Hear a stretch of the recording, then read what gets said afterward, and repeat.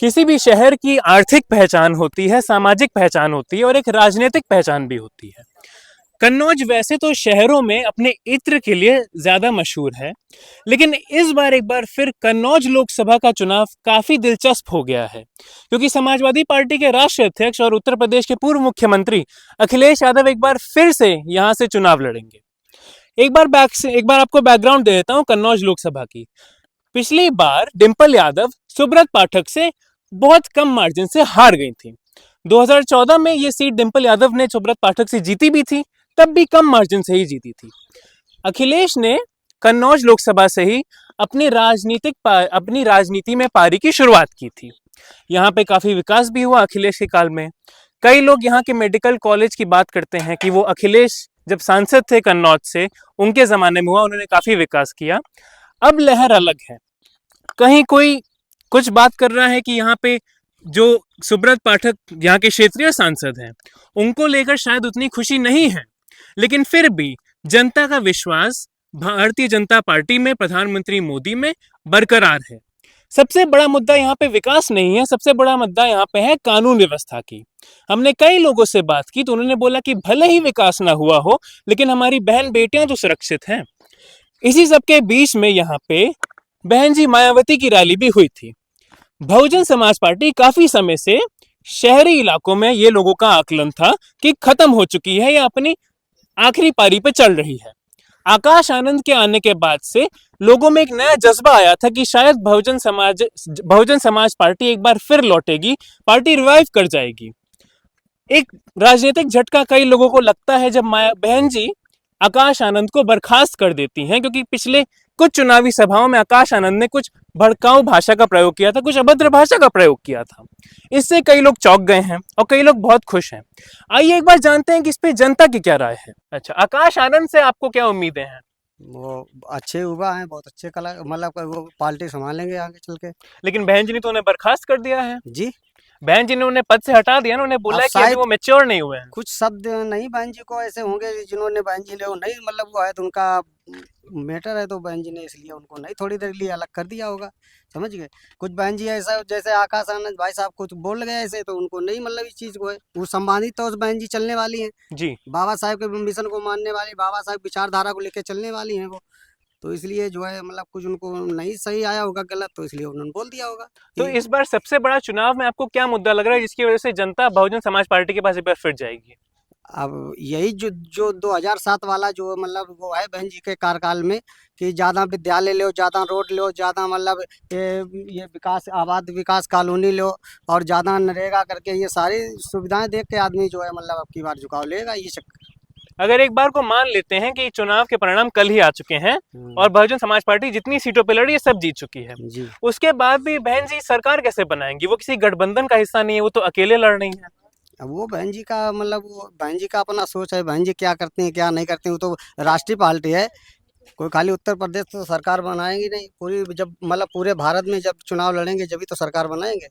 तो अगर बहन जी की लोकप्रियता में कोई कमी नहीं हुई है, तो 2022 में बहुजन समाज पार्टी का वोट शेयर भी कम हुआ, सीटें एकदम ही कम हो गई, ऐसा कैसे हुआ? आपका क्या मानना है? अब वो सीटें तो ऐसे है, अगर अगर मान लो जैसे कि ये होता है ना, अब इसके पहले जब अगर चुनाव होता रहा है तब इतनी मतलब रिजल्ट को इतना परसेंटेज कम नहीं आया है। अगर यही है तो सच्चाई है तो बैलेट पेपर से चुनाव करा के देख लें, दूध दूध पानी पानी हो जाएगा। अगर मतलब इतना इतना कभी बीएसपी का जनाधार नहीं गिरा है। अच्छा, कोई आपसी झड़प है क्या चंद्रशेखर आजाद और आकाश आनंद और बहन जी में? कोई झगड़ा नहीं आपसी, मतलब दोनों भाई भाई हैं, सब दोनों अपनी एक ही बात ही है। आपको जैसे कोई हमारे महापुरुषों के लिए, बाबा साहब महापुरुषों के लिए कोई अगर कोई संविधान के लेके कोई बात करेगा तो उसमें दो सभी एक मंच पे आएंगे, एक ही जगह आएंगे, समझ गए। दलित के इसमें अगर कोई गलत काम या कोई बाबा साहब विचारधारा को लेके या कोई पुराने महापुरुषों में कोई अगर होगा तो उसमें एक मंच पे अगर आना पड़ेगा, मतलब तो दोनों लोग एक साथ में हैं सभी, चाहे वो भीम आदमी हो चाहे बीएसपी आदमी हो, समझ गए। जी, हाँ। तो इस बार पिछड़े समाज के लिए सबसे बड़ा मुद्दा क्या है? पिछड़े समाज के लिए, जो भी लोग पिछड़े समाज से आते हैं, चाहे वो किसी भी जाति से हो, जी जी। उनके लिए सबसे बड़ा मुद्दा क्या है? वो किस चीज से नाराज हैं, किस चीज से दुखी हैं, किस चीज की कामना कर रहे हैं? अरे यही है कि मतलब ये सरकार में कि नौकरियां नहीं मिल रही हैं, रोजगार नहीं मिल रहा है, महंगाई चरम सीने पे जा रही है। और खाली ये जुंडी बाजरा जो खिला रही है सरकार, ये जुंडी बाजरा मैं कह रहा हूँ, जुंडी बाजरा हम जो मुझे सरकार खिला रही है, मेरे साथ बैठ के भोजन करे उस जुंडी बाजरा का, जुंडी बाजरा जो हमें खिला रहे हैं गर्मी में, वो सरकार जुंडी बाजरा मेरे साथ में जो मतलब यहाँ के जो सरकार खिला रही है, वो सरकार मेरे साथ भोजन करे जुंडी बाजरा का बैठ के। तो अभी कल तो यहाँ अमित शाह आए थे, प्रचार करके गए, बहुत भीड़ मैंने सुना उनके यहाँ उभरी थी। अरे वो तो भीड़, वो सब खरीदे वाले किराएदार होते हैं। अच्छा, हाँ तो तो हम बाइक लेके जा रहे हैं, मेरे में 2 लीटर पेट्रोल डला दो, मैं भी वहीं थोड़े 5 मिनट लिए खड़े हो जाऊंगा। जी है अब मैं 4 व्हीलर लेके जा रहा, मेरे में 10 लीटर डीजल भरा दीजिए, बताइए आज मैं भी वहीं 10 मिनट लिए खड़ा हो जाऊंगा। तो ये तो कोई भी राजनीतिक दल के लिए बोल सकते हैं इंसान की, सपा की रैली में, बसपा की रैली में भी इंसान ऐसे जाता है। अब उनके पास पैसा है बाकी, और किसी सरकार के पास पैसा नहीं है ना, किसी पार्टी के पास पैसा नहीं है। अभी तो हम अपना किराया लगा के गए हैं, आज बीएसपी की रैली में गए, मैं गुरागंज में अपना किराया लगा के गए हूँ। बताइए उनके पास, प्रत्याशी के पास इतना नहीं तो जो मतलब आए, तो आप बताइए अब ये पैसे वाले की पार्टी है ना, जो हर डीजल डलवाना, हर कोई को खर्चा देना और मतलब होटल बुक करना, ये तो सब पैसे वाले की पार्टी होती है ना।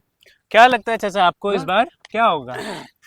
क्या होगा, तो कल जो है लंच पैक दे गए, 100 रुपया दे गए किराए वाले 10 आदमी। साल में किया क्या बीजेपी ने? काला धन हुआ, क्या लाए बताओ? कुछ लाया, कुछ लाए? नौकरी चाकरी, बच्चों को बेरोजगार, पढ़ाई लिखाई, शिक्षा सब चरण चीजें चली गई, महंगाई इतनी चली गई, क्या दिया 10 साल में बीजेपी ने? तो जुंडी बाजरा दिया। इस बार तो अखिलेश जी भी पिछड़े दलित अल्पसंख्यक की बात कर रहे हैं, इतने सारे दलितों में टिकट भी बांटा है, तो उनकी तरफ आप लोग का समर्थन नहीं जाएगा क्या अखिलेश जी की तरफ? वो भी तो इस बार पिछड़े दलित अल्पसंख्यक आधी आबादी इन सब चीजों की बात कर रहे हैं, उनकी तरफ आप लोग का वोट नहीं जाएगा? वो तो इस बार यहीं से चुनाव लड़ रहे हैं। नहीं, हम लोग बीएसपी से बीएस जी भैया बिल्कुल।